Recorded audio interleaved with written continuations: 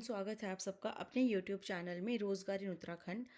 आज हम बात करने वाले हैं अपने ह्यूमन सर्कुलेटरी सिस्टम की क्लास 3 के बारे में, यानी थर्ड क्लास के बारे में।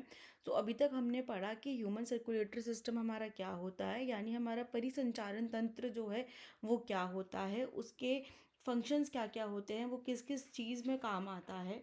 ठीक है, फिर हमने पढ़ा था कि हमारा खून क्या होता है, ब्लड क्या होता है, ब्लड के बारे में हमने पढ़ा था। फिर उसी के साथ साथ हमने पढ़ा था कि ब्लड की जो वेसल्स होती हैं वो कितने तरह की होती हैं। फिर हमने धमनियों के बारे में पढ़ा था, फिर हमने शिरा के बारे में पढ़ा था, फिर हमने केशिकाओं के बारे में पढ़ा था। ठीक है, और फिर उसके बाद में हमने पढ़ा था कि हमारे रेड ब्लड सेल्स और हमारे वाइट ब्लड सेल्स जो होते हैं वो क्या क्या होते हैं, कितने तरह के होते हैं और उनके फंक्शंस क्या क्या होते हैं। ठीक है, ये सारी की सारी चीज़ें हम बहुत ज़्यादा डिटेल में कवर कर चुके हैं ऑलरेडी अपनी पहले की 2 क्लासेस में। तो अगर किसी को उसके बारे में जानना है या कोई उनके बारे में पढ़ना चाहता है तो उन वीडियोस के लिंक आपको नीचे डिस्क्रिप्शन में मिल जाएंगे। आई वुड रिकमेंड कि आप पहले क्लास 1 पढ़ें, फिर क्लास 2 पढ़ें, फिर क्लास 3 पढ़ें, तो आपको कंटेक्स्ट अच्छे से मिलता हुआ चलेगा। अगर आप सीधा क्लास 3 पढ़ेंगे तो शायद आपको थोड़ी सी चीज़ें पहले से समझ में ना आए, क्योंकि पहले की क्लासेस में मैं जो चीज़ें समझा चुकी हूँ वो मैं यहाँ पे कनेक्ट करूँगी। ठीक है, तो बाकी आपकी मर्ज़ी है, आप क्लास 3 भी पहले देख सकते हैं और उसी के हिसाब से आप आगे बाकी ऑर्डर देख सकते हैं। लेकिन देखनी आपको सारी क्लासेस है जिससे कि आपको अच्छे से पता चल जाए ह्यूमन सर्कुलेटरी सिस्टम के बारे में डिटेल में। ठीक है, तो अब हम बात करते हैं प्लेटलेट्स के बारे में। ठीक है, लेकिन प्लेटलेट्स के बारे में बात करने से पहले बात करते हैं अपने योद्धा बैच के बारे में। तो जैसे कि आप सब जानते हैं इस समय हमारे वंदरोगा की क्लासेस चल रही हैं। ठीक है, तो इसी के लिए हम लोगों ने एक बैच लॉन्च करा है जिसका नाम है योद्धा बैच। और योद्धा बैच आपका 1 फरवरी से स्टार्ट होने वाला है। इसका पूरा का पूरा जो सिलेबस है वो टारगेटेड है आपका उत्तराखंड वंदरोगा के लिए। अब इसमें आपको क्या क्या मिलेगा, इसमें आपको लाइव प्लस रिकॉर्डेड क्लासेस मिलेंगी, जिससे कि अगर किसी बच्चे की कभी कोई लाइव क्लास मिस हो जाए या वापस जाके रिवीजन करना चाहते हैं तो आप उस रिकॉर्डेड क्लास में से रिवीजन कर सकते हैं। देन आपको पीसीबी की क्लासेस मिलेगी, यानी फिजिक्स केमिस्ट्री बायो की। और ये जो क्लासेस हैं बायोलिंगुअल होंगी, हिंदी और इंग्लिश दोनों में होंगी। आप लोग हमारी क्लासेस जाके देख भी सकते हैं, हम लोग दोनों लैंग्वेज में ही पढ़ाते हैं ताकि हमारे दोनों तरह के बच्चों को कोई दिक्कत ना हो। फिर आपको पीडीएफ नोट्स मिलेंगे, आपको हर क्लास के बाद में आपके पीडीएफ नोट्स और डीपीपी मिलेगा। डीपीपी यानी डेली प्रॉब्लम प्रैक्टिस। जैसे ही आपका कोर्स कंप्लीट हो जाएगा, जैसे ही आपका एक चैप्टर कंप्लीट हो जाएगा, उसके साथ साथ में आपको डीपीपी मिलता रहेगा। देन आपके लिए एक डेडिकेटेड व्हाट्सएप ग्रुप भी होगा जहाँ पे आप अपनी प्रॉब्लम्स जो है वो पूछ सकते हैं। एंड इसके साथ में आपको एक टेस्ट सीरीज़ मिल रही है फ्री में, जिसमें 50 टेस्ट्स होंगे आपके। ठीक है, जो बैच है हमारा ये अवेलेबल होगा आपका मैक्सवेल सर एप्लीकेशन में, एंड ये लाइव होगा 1 तारीख से। 1 फरवरी से इसकी हमारी क्लासेस जो हैं वो लाइव हो जाएंगी। अभी जो बैच है हमारा ये आपको मिल जाएगा 1100 में, यानी कि 1100 में। अगर आप लोग थोड़ी देर करते हैं इसे लेने में तो यही बैच आपको मिलेगा 1400 का। सिर्फ फरवरी मंथ के लिए इसकी कॉस्टिंग है 1100। अगर आपके कोई भी क्वेश्चन है तो आप इन नंबर पे फ़ोन कर कर उसके बारे में आगे पूछ सकते हैं। तो चलिए अब हम शुरू करते हैं अपनी क्लास को। ठीक है, तो क्लास में आज हम बात करने वाले हैं प्लेटलेट्स के बारे में, कि जो हमारी प्लेटलेट्स होती हैं इनका क्या रोल होता है और ये हमारे परिसंचारण तंत्र में किस तरह से काम करती हैं। ठीक है, तो आज हम प्लेटलेट्स के बारे में कंप्लीट डिटेल में बात करेंगे। तो प्लेटलेट्स क्या होते हैं, जो प्लेटलेट्स होते हैं आपके ये थोड़ा इरेगुलर शेप का होता है। इसका शेप जो वो डिस्क के जैसे होता है और ये सेल के फ्रेगमेंट्स होते हैं। फ्रेगमेंट्स होते हैं माने टुकड़े होते हैं ये सेल्स के, जैसे कि आप यहाँ पे देख सकते हो कि इनका जो शेप है काफ़ी इरेगुलर है। ठीक है, और ये छोटा सा डिस्क के टाइप का है। ठीक है, तो ये इसके शेप के बारे में बात हो गया। और ये जो है ये आपके ब्लड में ना ऐसे फ्लोट कर रहा होता है, जैसा आप ये देख रहे हो इस वाले डायग्राम में कि ये आपके ब्लड में बस फ्लोट कर रहा है। ठीक है, तो ये ब्लड में फ्लोट करते हैं। देन अगर हम इनके साइज़ की बात करें तो इनका साइज़ भी बहुत छोटा होता है, विच इज़ 2 to 3 माइक्रोमीटर्स। ठीक है, इनका जो डायमीटर होता है ये 2 से 3 माइक्रोमीटर होता है और ये बहुत छोटे होते हैं। ये आपके रेड ब्लड सेल से, वाइट ब्लड सेल से बहुत ज़्यादा छोटे होते हैं। ठीक है, देन अगर हम इनमें न्यूक्लियस की बात करें तो ये ए न्यूक्लिएटेड होते हैं, मतलब कि इनके अंदर जो न्यूक्लियस है वो प्रेजेंट नहीं होता, इनके अंदर न्यूक्लियस एब्सेंट होता है। यानी कि प्लेटलेट्स में आपके नाभिक जो होता है, नाभिक आपके प्रेजेंट नहीं होता प्लेटलेट्स के अंदर। तो अब अगर हम फॉर्मेशन की बात करें कि ये बनते कहाँ पे हैं, इनका निर्माण कहाँ पे होता है, तो जैसे कि हमारे को पता है कि हमारे जो रेड ब्लड सेल्स होते हैं और वाइट वाइट ब्लड सेल्स होते हैं वो हमारे बोन मैरो में बनते हैं, यानी कि हमारे अस्थि माजा में बनते हैं। अब हमारा बोन मैरो कहाँ प्रेजेंट होता है, अब जैसे कि ये हमारी बोन है। ठीक है, ये हमारी कोई लॉन्ग हड्डी है, हमारी बोन है ये लॉन्ग। ठीक है, तो यहाँ पे हमारा जो है ये हमारा अस्थि माजा होता है इसके यहाँ बीच में। ठीक है, इसे बोला जाता है बोन मैरो अस्थि माजा। ठीक है, तो अब जैसे कि हमने ऊपर पढ़ा था कि जो हमारी प्लेटलेट्स होती हैं, ठीक है, हमने ऊपर पढ़ा था कि जो हमारी प्लेटलेट्स होती हैं ये फ्रेगमेंट्स होते हैं, माने कि टुकड़े होते हैं सेल्स के। ये देखो यहाँ पे लिख रखा है ना हमने कि ये जो होते हैं ये सेल के फ्रेगमेंट होते हैं, यानी कि ये टुकड़े होते हैं सेल्स के। तो उसी तरह से ये बनते कैसे हैं कि जो बोन मैरो में हमारे बड़े सेल्स होते हैं, लार्ज सेल्स जो हमारे बोन मैरो में होते हैं, जिन्हें हम मेगा कैरियोसाइट्स बोलते हैं। इन मेगा कैरियोसाइट्स के ये फ्रेगमेंट्स होते हैं, इनसे ये टूट के बने होते हैं। ठीक है, और ये इस टाइप से इनसे टूटते हैं कि इनके बाहर पे एक लेयर रह जाती है। ठीक है, एक मेम्ब्रेन रह जाती है। ठीक है, अब इसके बाद अगर इनकी लाइफ स्पैन की बात करें तो 7 से 10 दिन तक ये हमारे ब्लड में ज़िंदा रहते हैं, हमारी बॉडी में ये सर्वाइव करते हैं। देन इसके बाद जो इनका नॉर्मल काउंट होता है ब्लड में, ये 1.5 से 4 लाख तक का होता है। ठीक है, माइक्रोलीटर ऑफ ब्लड में ये 1.5 से लेकर 4 लाख तक के होते हैं। और अगर आपकी जो प्लेटलेट है इसका काउंट अगर कम हो जाता है, अगर आपके प्लेटलेट का काउंट जो है वो कम हो जाता है तो हमारे जो ब्लड है वो क्लॉट नहीं हो पाता। तो उसकी वजह से काफ़ी सारी हमको डिफ़िकल्टीज हो सकती हैं, इंटरनल ब्लीडिंग हो सकती है हमारे को, और हमारा जो खून है वो क्लॉट नहीं करेगा। अगर कहीं बाहर से भी हमें चोट लगी तो भी हमारा ब्लड जो है क्लॉट नहीं कर पाएगा। ठीक है, सो आगे चलते हैं अब हम बात करते हैं फंक्शन ऑफ प्लेटलेट के बारे में कि हमारे फंक्शन क्या है प्लेटलेट का। तो प्लेटलेट का जो सबसे मेन फंक्शन है वो है ब्लड क्लॉटिंग का। सबसे मेन फंक्शन है इसका ब्लड क्लॉटिंग। ठीक है, तो ब्लड क्लॉटिंग की अब हम बात करें कि ब्लड क्लॉटिंग होता क्या है। तो जैसे कि आप इस डायग्राम में देख सकते हैं, इस डायग्राम में आपको थोड़े से वाइट रेड ब्लड सेल्स दिखेंगे, फिर यहाँ पे छोटे छोटे आपको यहाँ पे जो छोटे छोटे आपको ये बीच बीच में चीज़ें दिख रही हैं, जो बीच बीच में आपको सेल्स दिख रहे हैं, ये आपके प्लेटलेट्स हैं। देन ये जो आपको ऐसे वाइट कलर का ऐसे मांझे जैसा सा दिख रहा है, ये है आपका फिब्रिन मैश। ठीक है, इसे फिब्रिन मैश कहते हैं, यानी कि फाइब्रिन का जाला। ठीक है, ये हमारा प्रोड्यूस होता है, एंड देन ये जो है ये पूरा मिलकर एक हमारा क्लॉट बनाता है। तो क्लॉट हमारा कब बनता है, जैसे कभी हमारे को कोई चोट लग जाती है, इंजरी हो जाती है, तो वहाँ हमारा ब्लड क्लॉट होता है। तो एक बार इसके बारे में हम डिटेल में देखते हैं कि हमारे स्टेप्स क्या क्या होते हैं। ठीक है, तो पहले अगर हम क्लॉट की बात करें, यानी कि रक्त का थक्का। ठीक है, क्लॉट को थक्का कहते हैं, ब्लड क्लॉटिंग को हम कहते हैं रक्त का थक्काकरण। ठीक है, तो क्या होता है कि जैसे मान लो फॉर एग्जाम्पल ये हमारी एक वेन है। ठीक है, इसके अंदर ये हमारा ब्लड आरबीसी है ये हमारे। ठीक है, और ये हमारी प्लेटलेट्स है। ठीक है, यहाँ पे हमारे हो गई इंजरी। ठीक है, अब यहाँ से आपको खून बाहर आ रहा है, ब्लड निकल रहा है यहाँ से। तो अब जब ये इंजरी होती है तो इसके बाद क्या होता है कि इसके बाद यहाँ पे पहले आपका एक प्लेटलेट का प्लग बनता है। अब ये कैसे बनता है, क्या बनता है, इसके बारे में डिस्कस हम अभी आगे आने वाली जब हम पूरा ये स्टेप्स को डिस्कस करेंगे तब हम करेंगे। अभी मैं आपको एक ओवरव्यू दे रही हूँ। ठीक है, तो यहाँ पे ऐसे आपकी जो प्लेटलेट्स हैं ये आके जमा हो जाती हैं। ठीक है, देन जब ये प्लेटलेट्स जमा होती हैं तो देन इसके ऊपर जो आपकी फिब्रिन है उसका ऐसे थ्रेड बनने लगता है। ठीक है, उसका पूरा मैश बन जाता है, यानी जाला बन जाता है फाइब्रिन का।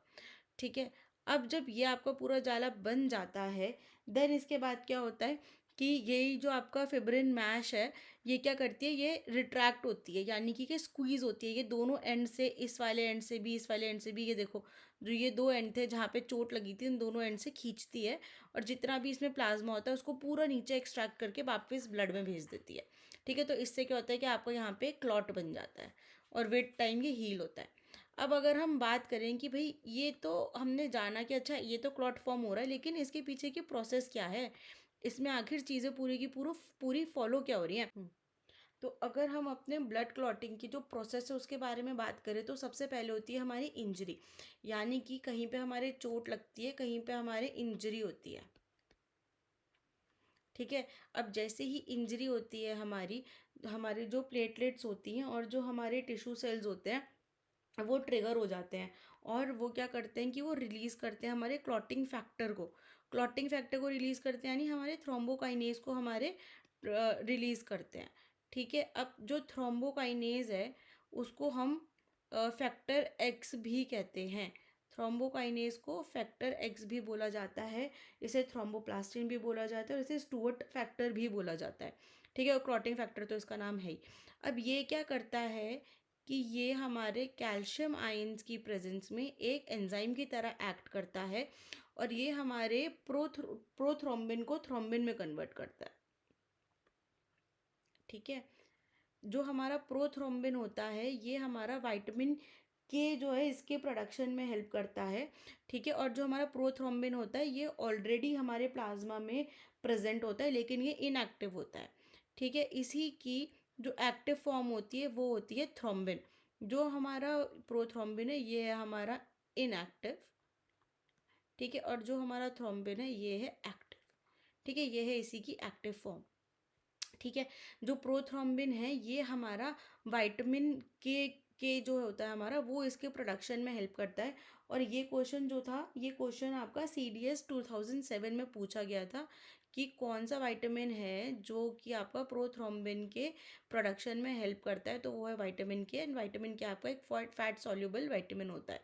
ठीक है, तो ये जो क्वेश्चन है अपना ये आप ध्यान रखना, ये CDS में पूछा गया था।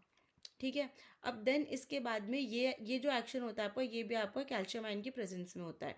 इवन ये क्वेश्चन भी आपका पूछा गया है UPPCS 2011 में, कि उसमें आपको चार ऑप्शंस दिए हुए थे एंड पूछा हुआ था कि इसमें से कौन सा है जो कि हेल्प करता है आपका ब्लड क्लॉटिंग में। ठीक है, तो वो आपका उसका आंसर है कैल्शियम आयन। ठीक है, उन क्वेश्चंस के बारे में हम डिस्कस करेंगे डिटेल में जब हम आगे अब क्वेश्चन सॉल्यूशंस की तरफ बढ़ेंगे। ठीक है, सो इसके बाद आपका क्या रिएक्शन होता है, अभी तो हमारा थ्रोम्बिन ही बना है, अभी तो हम फाइब्रिन मैश की तरफ पहुंचे भी नहीं है। ठीक है, अब क्या होता है हमारा, अब जो ये हमारा थ्रोम्बिन होता है ये काम करता है फाइब्रिनोजन को फाइब्रिन में कन्वर्ट करने का।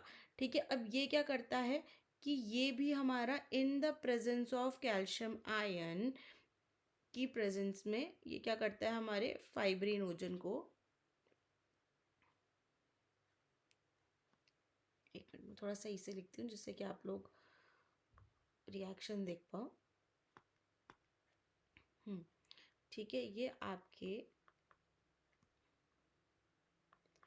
फाइब्रिनोजन को फाइब्रिन में कन्वर्ट करता है। ठीक है, जो हमारा in the presence of calcium ion.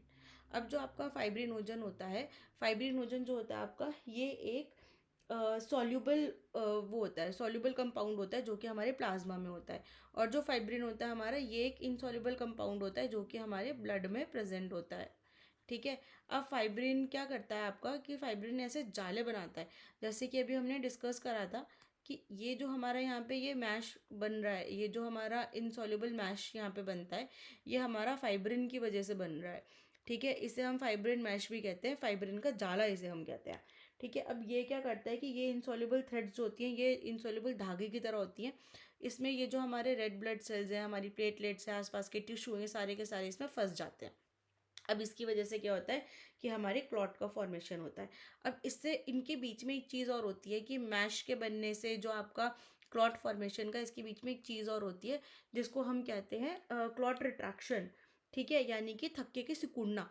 अब इसमें क्या होता है कि जैसे कि ये आपकी ब्लड वेसल है। ठीक है, यहाँ पे आपका क्लॉट का फॉर्मेशन हुआ है। ठीक है, ये क्या करते हैं कि इस वाले एंड से इस वाले एंड से इसको रिट्रैक्ट करेंगे, मैंने इसे सिकुड़ेंगे। ठीक है, अब सिकुड़ने से क्या होता है कि जितना भी प्लाज्मा है वो सारा का सारा आपका नीचे ब्लड में आ जाता है और यहाँ पे सिर्फ आपका सॉलिड मटेरियल रह जाता है। तो ये क्या करता है कि आपके जो वुंड है उसको जल्दी हील होने में, आपको जो भी चोट लगी है, जो भी इंजरी हुई है, जो भी चोट लगी है उसको ये हील होने में हेल्प करता है, उसको जल्दी हील करता है। ठीक है, और जो आपका क्लॉट होता है, क्लॉट को हम थ्रोम्बस भी कहते हैं। ठीक है, तो ये जो क्लॉट फॉर्मेशन हुई है ये इस तरह से होती है। ठीक, अच्छा, अब एक मज़ेदार चीज़ और होती है क्लॉट फॉर्मेशन की, अगर हम बात कर रहे हैं तो इसी में एक मज़ेदार चीज़ और होती है कि हम लोगों ने कभी ना कभी तो अपना ब्लड दिया ही होगा टेस्ट करने के लिए।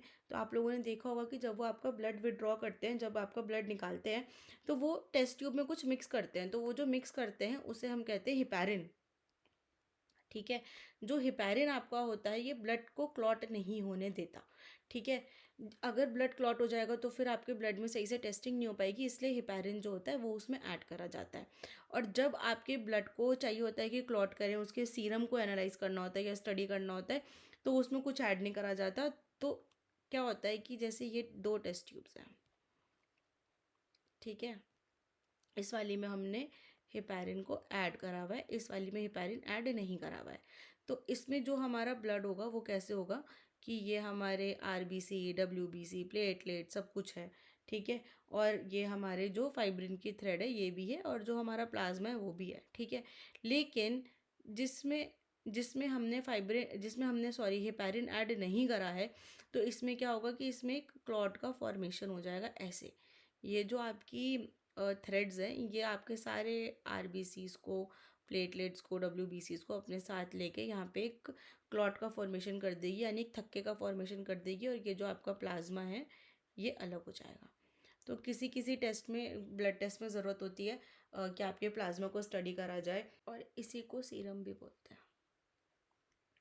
ठीक है, प्लाज्मा या सीरम आप कुछ भी बोल सकते हैं। ठीक है। तो अब हम आगे चलते हैं अपने नेक्स्ट टॉपिक की तरफ, जो कि हमारा ब्लड ग्रुप्स यानी कि रक्त समूह, और इसे रक्त वर्ग भी बोलते हैं। ठीक है। तो जो हमारे ब्लड ग्रुप्स हैं ये मेजरली 2 सिस्टम्स में हमारे काउंट करा जाता है अपने ब्लड ग्रुप्स को। एक होता है आपका एबीओ ब्लड ग्रुप सिस्टम, और एक होता है आपका आरएच फैक्टर। जो एबीओ ब्लड ग्रुप सिस्टम है आपका, ये डिस्कवर करा था कार्ल लैंडरस्टीन ने। ठीक है। और ठीक है। और इस ब्लड ग्रुप सिस्टम के हिसाब से हमारे 4 ब्लड ग्रुप होते हैं, ए बी और ओ। ठीक है। अब ये जो सिस्टम है आपका, ये सिस्टम क्या कहता है कि जो हमारे आरबीसीज हैं, यानी कि हमारे जो रेड ब्लड सेल्स हैं, यानी कि हमारे लाल रक्त कोशिकाएं जो हैं, उनके सरफेस पे एक प्रोटीन पाया जाता है। ठीक है। और उस प्रोटीन में आपके 2 एंटीजन होते हैं, एक होता है एंटीजन ए और एंटीजन बी। ठीक है।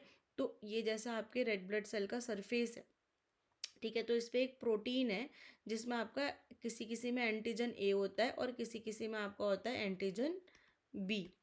ठीक है। और यही जो आपके एंटीजन है, इसी के बेसिस पे आपके ये जो 4 ब्लड ग्रुप्स हैं ये बनते हैं।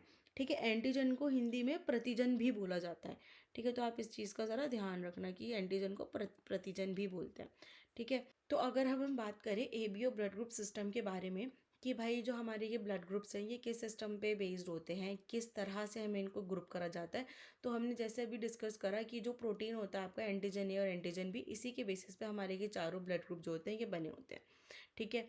और हर एक में आपके एंटीबॉडीज़ प्रेजेंट होती है, यानी कि आपकी प्रतिरक्षी जो होती है वो प्रेजेंट होती है। ठीक है। ये एंटीजन के साथ में प्रेजेंट होती है, जिससे कि आपके ब्लड में आपके एग्जिस्टिंग जो ब्लड ग्रुप है, यानी कि जो आपका एग्जिस्टिंग प्रोटीन है, आपका जो एग्जिस्टिंग एंटीजन है, प्रतिजन है, उसके खिलाफ ही आपकी एंटीबॉडीज़ ना बन जाए, आप उसके खिलाफ आपका प्रतिरक्षण ना हो, प्रतिरक्षी जो है वो ना बन जाए। ठीक है। तो इसके हिसाब से जो हमारा ए ब्लड ग्रुप है, ये वाला, ठीक है, ए ब्लड ग्रुप में आपका जो एंटीजन होता है, ठीक है, ये होता है आपका ए, यानी कि आपका जो प्रतिजन होता है वो ए होता है, और जो आपकी एंटीबॉडी होती है वो होती है बी की, यानी कि जो प्रतिरक्षी होती है वो होती है बी की। ठीक है। इस हम्म। अब जो हमारा बी ब्लड ग्रुप होता है, अगर हम बी की बात करें तो इसमें एंटीजन बी होता है और एंटीबॉडी होती है हमारी ए, यानी कि जो प्रतिजन है वो है बी और जो प्रतिरक्षी है वो है ए। ठीक है। ऐसे ही जो हमारा ए बी ब्लड ग्रुप होता है, ए बी ब्लड ग्रुप में हमारे जो एंटीजन होते हैं ये दोनों प्रेजेंट होते हैं, ए और बी। इसमें दोनों एंटीजन होते हैं हमारे, दोनों प्रतिजन होते हैं हमारे, लेकिन इसमें प्रतिरक्षी नहीं होता। ठीक है। तो इसीलिए इसको हम यूनिवर्सल एक्सेप्टर भी कहते हैं। ठीक है। यूनिवर्सल रेसिपिएंट भी कहते हैं, क्योंकि तो इसमें कोई प्रतिरक्षी ही नहीं है, इसमें कोई एंटीबॉडी ही नहीं है, तो आप इसमें कोई भी ब्लड चढ़ा दोगे अगर, तो उसके खिलाफ कोई एंटीबॉडी आपके ट्रिगर ही नहीं होगी। ठीक है। अब ऐसे ही हमारा जो ओ ब्लड ग्रुप होता है, ओ ब्लड ग्रुप में हमारा जो एंटीजन होता है वो नहीं होता, इसमें हमारा कोई भी प्रतिजन नहीं होता। ठीक है। प्रतिजन इसमें एब्सेंट होता है, और इसमें जो हमारा प्रतिरक्षी होती है यानी कि एंटीबॉडीज़ होती है वो दोनों प्रेजेंट होती हैं, ए और बी। इसमें दोनों आपकी एंटीबॉडीज़ प्रेजेंट है। तो इसलिए इसको हम यूनिवर्सल डोनर भी कहते हैं, यानी कि सर्विक रक्तदाता भी बोला जाता है इसको। ठीक है, इन्हीं दोनों के लिए आपका यानी कि यूनिवर्सल डोनर, यूनिवर्सल एक्सेप्टर, इनके लिए आपको एक एक वर्ड और भी मिलेगा हिंदी में, विच इज़ अगर यूनिवर्सल डोनर है तो उसको वैसे तो हम सर्विक रक्तदाता भी बोलते हैं, ठीक है, और इसको सर्वभौमिक दाता भी बोलते हैं। वैसे ही जो यूनिवर्सल रेसिपिएंट है आपका, उसको सर्विक रक्त अदाता भी बोला जाता है, और उसको आपका सर्वभौमिक प्राप्तकर्ता भी बोला जाता है। ये जो क्वेश्चन है आपका, ये क्वेश्चन आपका यूपीसीएस में आया था 2005 में, ठीक है, यूपीसीएस 2005 में आया था कि आपका कौन सा ऐसा वो है आपका, ऐसा कौन सा आपका ब्लड ग्रुप है जो कि यूनिवर्सल रेसिपिएंट है, यानी कि सर्विक रक्त अदाता है। ठीक है, तो उसका आंसर आपका ए बी होता है। तो ये चीज़ आप याद रखना, ये पूछी जाती है एग्जाम में, ठीक है। तो इसी बेसिस पे हमारे ये चार ब्लड ग्रुप होते हैं आपके, ए बी और ओ। जो ए होता है इसमें ए एंटीजन होता है, बी एंटीबॉडी होती है। तो अगर इसको हम बी वाला ब्लड ग्रुप चढ़ाएंगे तो ये जो बी वाली एंटीबॉडी है ट्रिगर हो जाएगी, और ये उस बी वाले ब्लड ग्रुप के खिलाफ ऐसे क्लॉट कर देगी, ठीक है, मतलब उसका एक थक्का बना देगी, उसको बॉडी में ट्रांसफ्यूज़ नहीं होने देगी, ठीक है। और ऐसे ही जो हमारा बी वाला ब्लड ग्रुप होता है, इसमें आपका एंटीजन होता है बी और एंटीबॉडी होती है ए। यानी कि इसको अगर हमने ए वाला ब्लड ग्रुप चढ़ा दिया जिसमें भी आपका ए वाला एंटीजन प्रेजेंट है, तो ये उसके खिलाफ आपका एंटीबॉडी बना देगा। यानी कि इसमें हम ये वाला ए बी ब्लड ग्रुप भी इसमें हम नहीं चढ़ा सकते, क्योंकि इसमें एंटीजन है आपका ए। तो ये इसके खिलाफ भी इसमें एंटीबॉडीज़ बन रखी हैं, ये उसको भी नहीं लेगा, उसके खिलाफ भी कोगुलेशन कर देगा, क्रम्पिंग कर देगा, ठीक है। ऐसे ही जो आपका ए बी ब्लड ग्रुप है, इसमें आपके दोनों एंटीजन प्रेजेंट होते हैं, ए और बी, लेकिन इसमें आपकी कोई भी एंटीबॉडी नहीं होती, यानी कोई भी प्रतिरक्षी नहीं होता। तो इसलिए आप इसको कोई सा भी ब्लड चढ़ा सकते हो, इसमें किसी के खिलाफ कोई एंटीबॉडी नहीं बनेगी। ऐसे ही जो आपका ओ वाला ब्लड ग्रुप होता है, इसमें आपका प्रतिजन कोई भी नहीं होता, मतलब इसमें कोई भी आपका एंटीजन नहीं होता, ना ए ना बी। तो ये आप इसको भी चढ़ा सकते हो, क्योंकि अब जब इसमें एंटीजन बी है ही नहीं, तो ये बी इसके खिलाफ एंटीबॉडीज़ नहीं बनाएगा। और आप इसको इसमें भी चढ़ा सकते हो बी वाले में, क्योंकि जब इसमें एंटीजन है ही नहीं ए, तो ये जो एंटीबॉडी इसकी ए वाली है, ये इसके लिए काम ही नहीं करेगी। और ए बी को भी चढ़ा सकते हैं, क्योंकि ए बी में तो आपकी वैसे ही कोई भी एंटीबॉडीज़ होती ही नहीं है, कोई भी आपका प्रतिरक्षी नहीं होता, ठीक है। लेकिन इसमें हमारे जो है एंटीबॉडीज़ दोनों प्रेजेंट होती है, ए और बी। तो इसको हम ना तो ये वाला चढ़ा सकते हैं, ना ये चढ़ा सकते हैं, ना ये चढ़ा सकते हैं, इसको हमें सिर्फ ओ ही चढ़ा सकते हैं। इसलिए इसको बोला जाता है आपका यूनिवर्सल डोनर, यानी कि सर्वभौमिक दाता, यानी कि आपका सर्विक रक्तदाता, ठीक है। और इसी वजह से जो आपका ए बी होता है, जो अभी हमने डिस्कस करा, उसकी वजह से आपके ए बी को यूनिवर्सल रेसिपिएंट बोला जाता है, यानी कि सर्वभौमिक प्राप्तकर्ता, यानी कि सर्विक रक्त अदाता, ठीक है। तो ये आपके जो था ये हमारा ए बी ओ जो ब्लड ग्रुप सिस्टम होता है, ये उसके बारे में हमारी बात थी, ठीक है। अब A B O blood group system जो है ये अकेले काम नहीं करता, इसके साथ में हमारा आर एच फैक्टर जो है, ये वाला ब्लड ग्रुपिंग सिस्टम भी काम करता है। जैसे आपने सुना होगा कि कोई कहता है मेरा ए पॉजिटिव ब्लड ग्रुप है, कोई कहता है मेरा बी पॉजिटिव ब्लड ग्रुप है, कोई कहता है मैं ओ पॉजिटिव हूँ, मैं ओ नेगेटिव हूँ। तो इसका मतलब क्या होता है, तो ये जो पॉजिटिव नेगेटिव होता है, ये हमारा आर एच फैक्टर से होता है। जो इंसान आर एच पॉजिटिव होता है वो अपने को पॉजिटिव बोलता है, पॉजिटिव ब्लड ग्रुप बोलता है। जिसमें आर एच नेगेटिव होता है उसको हम नेगेटिव ब्लड ग्रुप कहते हैं, ठीक है।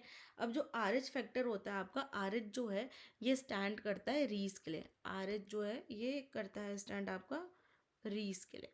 और ये जो रीस है, ये एक बंदर के नाम के ऊपर इसका नाम रखा गया है, क्योंकि ये जो आपका आर एच फैक्टर है ये मंकीज़ में सबसे पहले पाया गया था, और ये आपका जो रीसेस है इसी के ऊपर सबसे पहले इसकी स्टडी हुई थी, इसलिए आर एच जो है उसी के नाम से ड्राइव करा गया है, ठीक है। अगर हमने आर एच पॉजिटिव वाले को R H negative blood group चढ़ा दिया, उसको ये वाला ब्लड जो है वो आदान कर दिया गया, तो उसके खिलाफ उसमें एंटीबॉडी बनने लग जाएंगी। इसकी वजह से जो है ब्लड है वो ट्रांसफ्यूज़ नहीं किया जा सकता, क्लम्पिंग होने लग जाएगी, जो थक्का है ब्लड का वो थक्का बनने लग जाएगा, ठीक है। क्योंकि जो आर एच पॉजिटिव वाला है उसमें आपकी एंटीबॉडीज़ प्रेजेंट होती हैं, और आर एच नेगेटिव वाले में आपकी एंटीबॉडीज़ नहीं प्रेजेंट होती। ठीक है, तो इसलिए RH पॉजिटिव वाले को हम RH नेगेटिव का ब्लड नहीं चढ़ा सकते। पॉजिटिव वाले को पॉजिटिव ही ब्लड देगा और नेगेटिव वाले को नेगेटिव ही ब्लड देगा। इस चीज़ का भी ध्यान देना पड़ता है ब्लड डोनेशन के टाइम पे। ठीक है।